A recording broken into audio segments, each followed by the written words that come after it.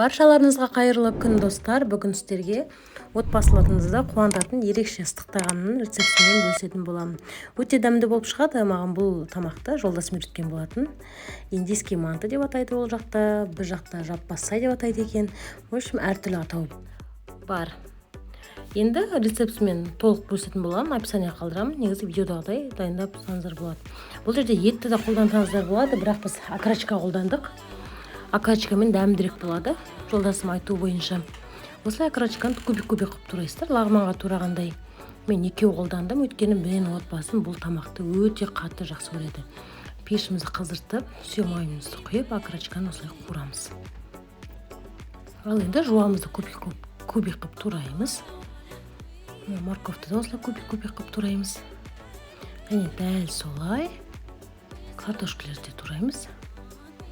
Мен молын жасаймыз, шағын қылып. Ең басында жасап көрсеңіздер болады. Осы намайма білмейміз ғой. Сондықтан шамалдан жасап көрсеңіздер болады. Окорочкамыз қуырылып жатыр.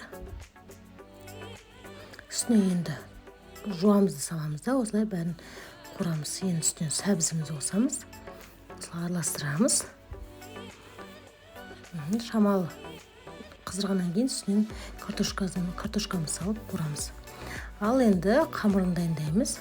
Қамырын дәл мантыға қалай дайындаймыз? Дәл солай. Жұмыртқа, тұз, жылы су, басқа еш нәрсе керек емес. Дәл мантыға дайындағандай қамыр дайындаймыз. Қамырымызды жақсылап басып, бұқтырып қойып бір 5-10 минутқа. Оған дейін подливамызды қараймыз. Осылай жақсылап тұрып қуырылған, түбі күйіп кетпеген қадағалаңыздар. Тұзымызды саламыз үстінен, бұрышымызды саламыз үстінен. Томатымызды салып, барлығын бірге қосып жақсылап араластырамыз. Осылай жақсылап бәрін араластырып қуырамыз. Түбі күйіп кетпесе болды. Енді қамырымызды жаямыз. Кәдімгідей жаңа айтып кеттім, мантыға қалай жаямыз? Тура солай жайып шығамыз. Жұқа қылып жаюымыз тиіс. Осылай бөлеміз екке. Тура мантыдағыдай кубик-кубик қылып кесеміз. Енді мантаваркамызды майлаймыз. Үстінен жаңағы әр немізді салып, осылай кескен нандарымызды үстінен май жағып, осылай дайындаймыз.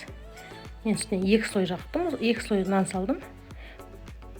Осылай толық салып шығамыз.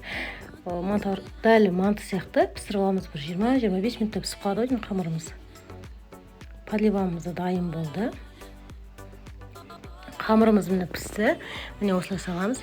Енді қамырды ашып, қамырдың ішіне осы начинканы салып, бірге орап жіберсеңіздер болады. Сіздің отбасыңызға ұнайды деген ойдамын, өйткені менің балаларым өзі өте қатты жақсы көреді. Сіздермен бірге болған Айман. Мені парақшама жазылуды ұмытпаңыздар. Ас болсын.